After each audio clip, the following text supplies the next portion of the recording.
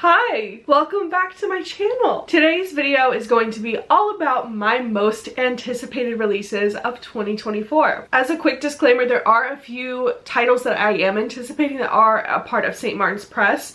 St. Martin's Press, at the time of me filming this, and likely still at the time of me posting this, is currently having a promo boycott.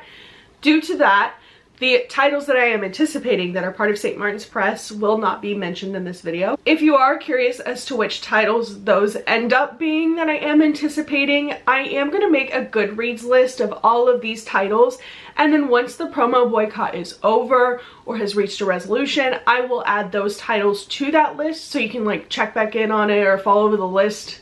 I don't fully know, but I'll add them to the list once the boycott's over, so that way they at least get featured in some way, because I want to be able to feature the authors.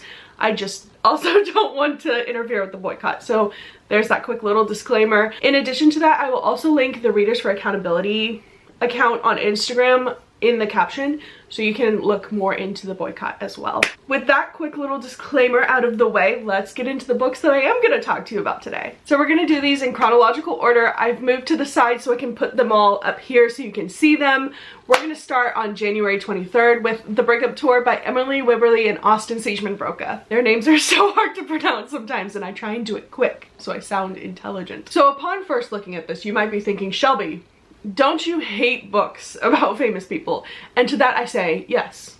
Yeah, I do. Here's the thing. I read a book from these two last year in 2023, and it ended up being on my favorites list. It was Do I Know You?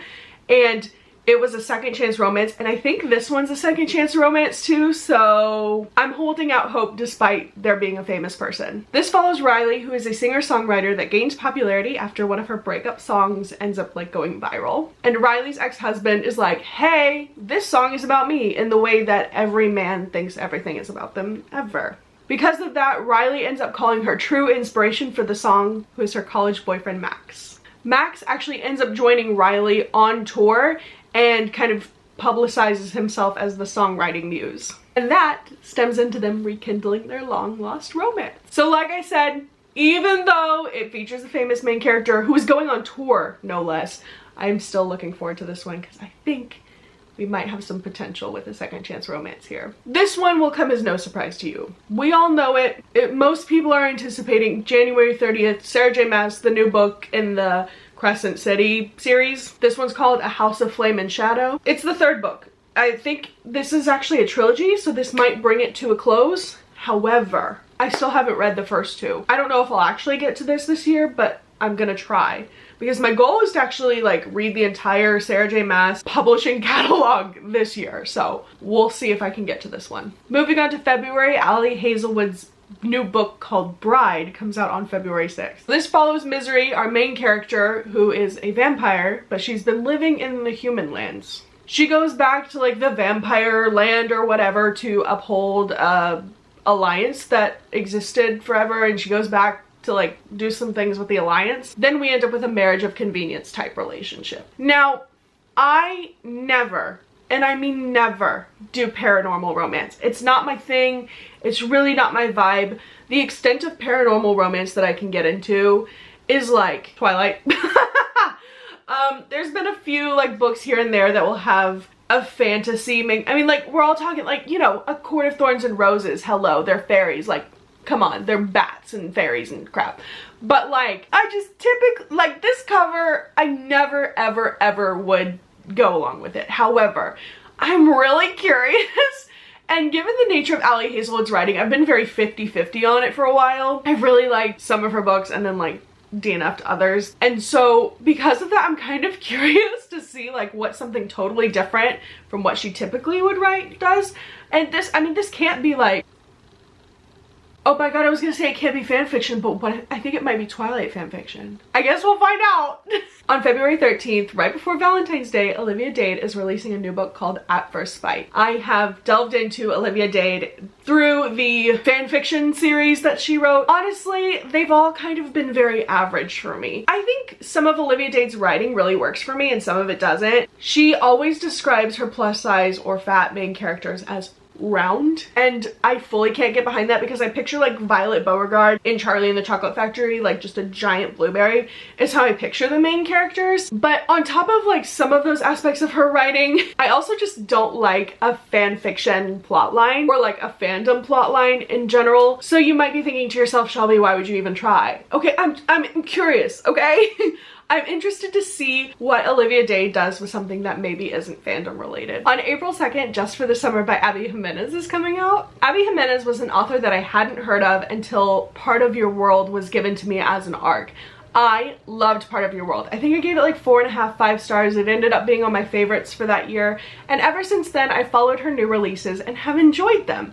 I have tried diving into her backlist. Was not as big of a fan of the backlist, but her current titles are working for me. I'm giving them at least 3.5+ stars. I think they've actually all gotten 4s. We're on a good track record with her current releases and less so with her backlist. I'm still gonna try and dive into her backlist this year, but we're holding out hope for her new releases. Leigh Bardugo publishes The Familiar on April 9th. This is an adult fantasy that's set in the Spanish Golden Age, and honestly, this was a cover decision. The cover was all I needed to see.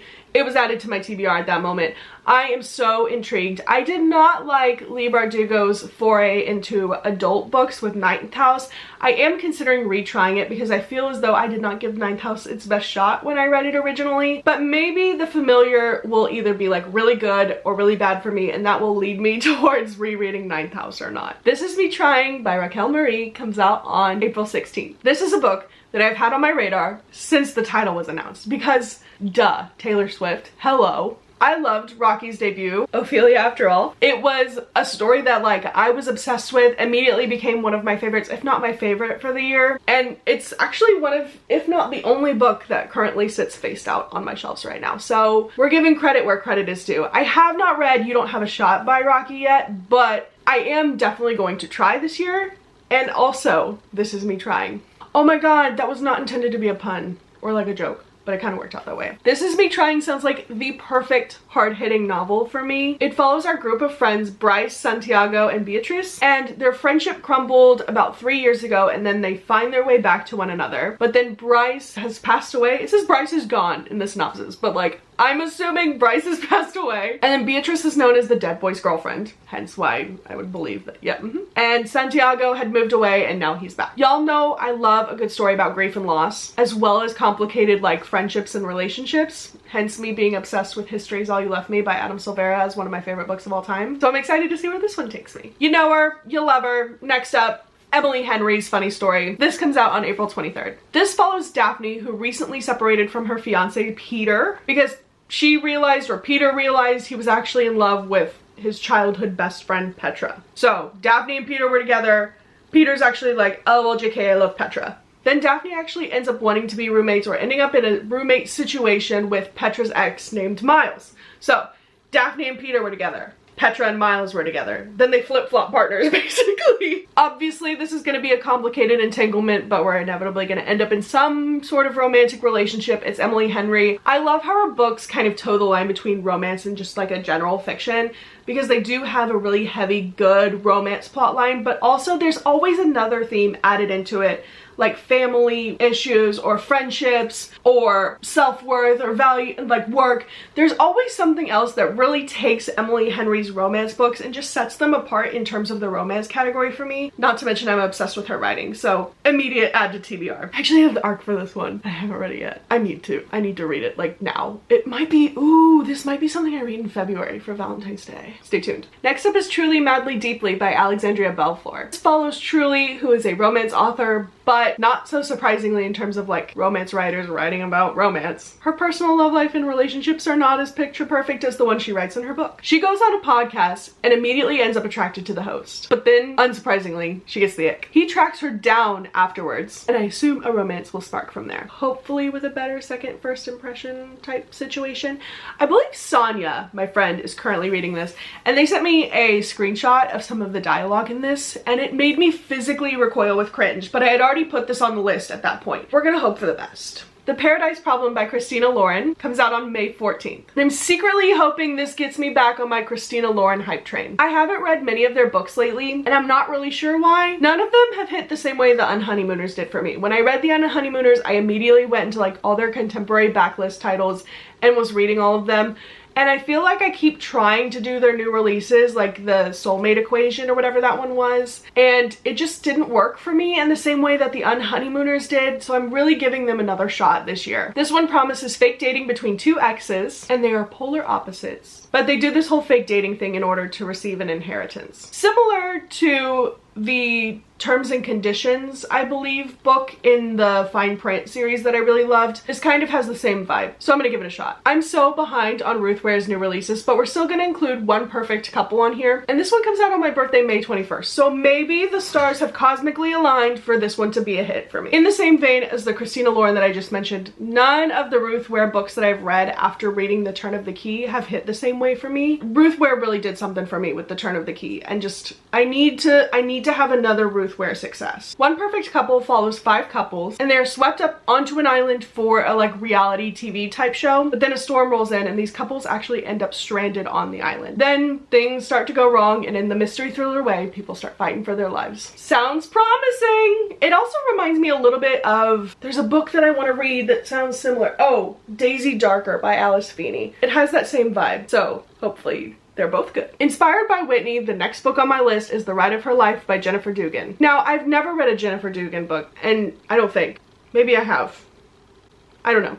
Anyways, I typically would never put an author blindly on a TBR, but Whitney seems to be really excited about this one. It's a horse girl romance, so obviously I'm gonna have to give it a shot. This seems to have a similar plotline to Season of Love by Helena Greer, which I loved in 2022, so I'm holding out hope for some similarities there. Next up, Ali Hazelwood is actually coming out with 2 books this year. So the next is Not in Love, which comes out June 11th. This appears to be another science-y romance, as opposed to the paranormal one we discussed earlier. Like I said, Ali Hazelwood and I have a bit of a complicated history. I loved The Love Hypothesis. Fantastic, never been better. I did DNF her second book, which was Love on the Brain, and I really enjoyed most of the novellas. I have not read Love Theoretically yet, so I'm hoping that either Love Theoretically or this one will be a hit in terms of her science-y romance for me again. Not in Love follows Rue, who is a biotech engineer. Don't ask me what that is, I have no clue. Eli actually wants to buy out Rue's employer. He also seems to desperately want Rue. Jump scare, men thinking that they can want something and just have it, like women are property. But then they end up having like a workplace type affair. This seems to have the same type of workplace related drama and tension that Ramon and Julieta wanted to have, but without the gentrification of Ramon and Julieta. I honestly don't know how this will go, but I'm down to clown and find out. Coming in with another slay in 2024, Riley Sager is coming out with Middle of the Night. This publishes on June 15th. I am obsessed with Riley Sager. Not including this one, I only haven't read 2 of his books. I haven't read Home Before Dark, and then I haven't read The Only Ones Left, but I'm hoping that I'll read that really, really soon. I have given Riley Sager pretty much every rating under the sun. I think I DNF'd Lock Every Door, or I rated it really low. I've also given him, I think, a 4.5 or a 5-star before.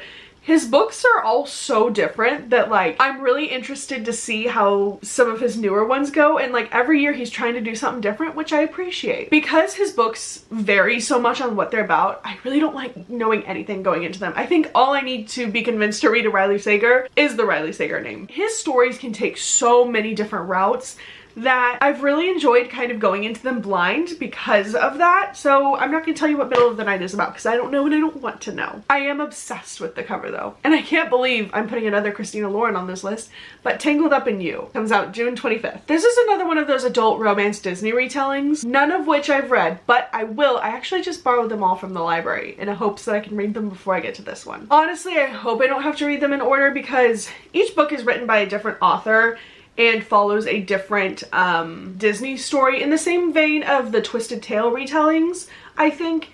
So I don't think that you'll have to read one to go into the other, but for some reason my brain is like, you have to. You have to read every single book. It's part of a series. You have to read all the ones before in order to get to this one. I probably will, but if I don't, I'm hoping that I don't have to because Tangled, out of the 4 of them, sounds the most enticing to me. Here they are: Little Mermaid, Cinderella, Beauty and the Beast. I have not liked Jasmine Guillory's books before, so that's the reason I've been procrastinating these, honestly. But back to the whole point of this video.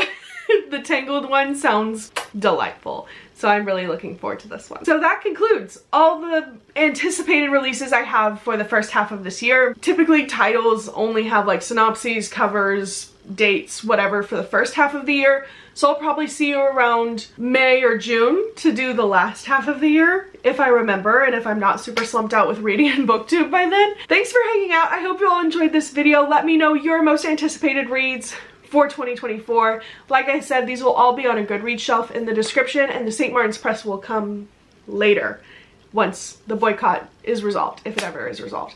But there are a couple of titles that I did not mention that I am still looking forward to and I will be reading. Take care of yourself. I'll see you guys in the next video. Happy reading.